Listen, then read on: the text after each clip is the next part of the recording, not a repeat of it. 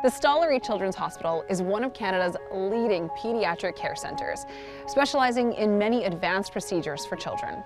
One of those procedures is endoscopic sagittal synostosis repair, a minimally invasive surgery that helps babies born with a skull that's fused too soon.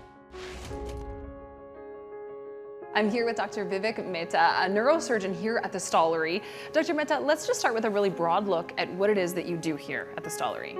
Sure, I'm one of the pediatric neurosurgeons, and there's three of us, and we work intimately with each other and with nursing and a number of different physicians to provide neurosurgical care. One of the things we do is we work on the skull in addition to the brain, and I think that's why we're here today, to talk a little about craniosynostosis.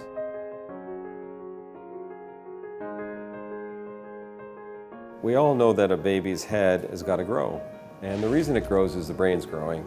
And generally the brain is round and the skull will grow. But if we fuse a portion of the skull, the brain's got to triple in size and the skull's got to go somewhere. So how does that relate with endoscopic sagittal synostosis? Are they the same thing? Well, so if you have a problem with your skull, then you may show up with an abnormal head shape, or you may show up with something even more severe, too much pressure in your brain. And so what we need to do is decide, do we need to fix something or not? And if we're going to fix something, what are our different surgical tools and operations we can use? The spectrum of surgery is incredible, from nothing, and there are certain cases where you don't have to operate, to minimally invasive surgery, and that's the one that we do quite often here now, is we make two little incisions, and then we use this little telescope or endoscope, put it between the covering of the brain and the skull, and then your surgical partner will then work under direct vision and take the skull apart. Sometimes we have to do a little more invasive stuff, surgery where we take more of the skull apart. So part of it depends how old the child is, and that's why we love to see the children early. We love to see the children at 2 months of age. I'm here with Alicia and her son Davis, who was diagnosed with craniosynostosis after birth. Alicia, tell us a little bit about when you noticed that there was an issue and what you did. Well, I do remember Davis was born, he was breech, so he was a C-section. And I remember the moment that he was born, kind of the obstetrician had kind of mentioned something about his head shape.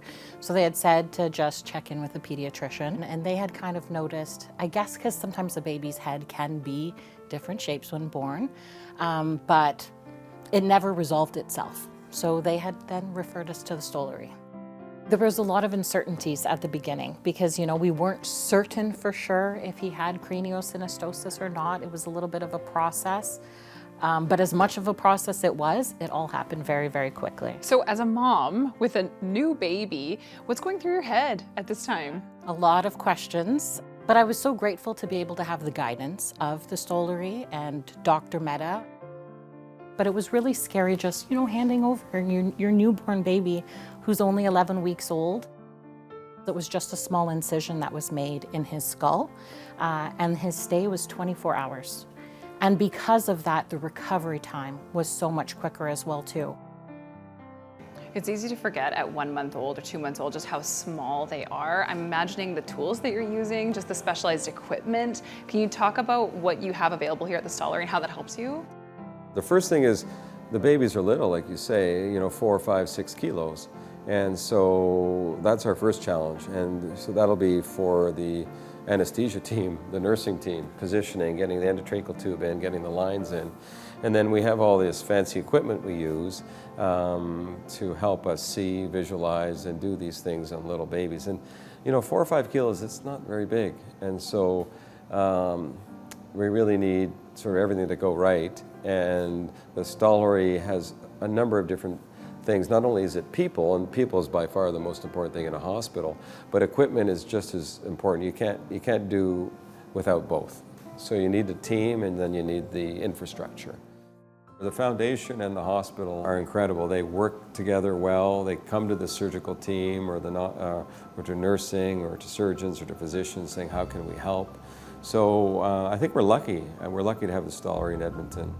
We had the support from the team of the Stollery that really helped to prepare us for the whole process, what to expect. Knowing that we were here with that accessible, just a brief drive from our house was amazing. Having some of the best and brightest medical talent right here in our backyard makes highly specialized procedures and advanced care possible. The Stollery's ability to deliver these life-changing treatments depends heavily on the generous support of donors, whose investments fund vital research and cutting-edge equipment, turning hope into success stories for countless families. Learn more about the Stollery Children's Hospital Foundation at stollerykids.com.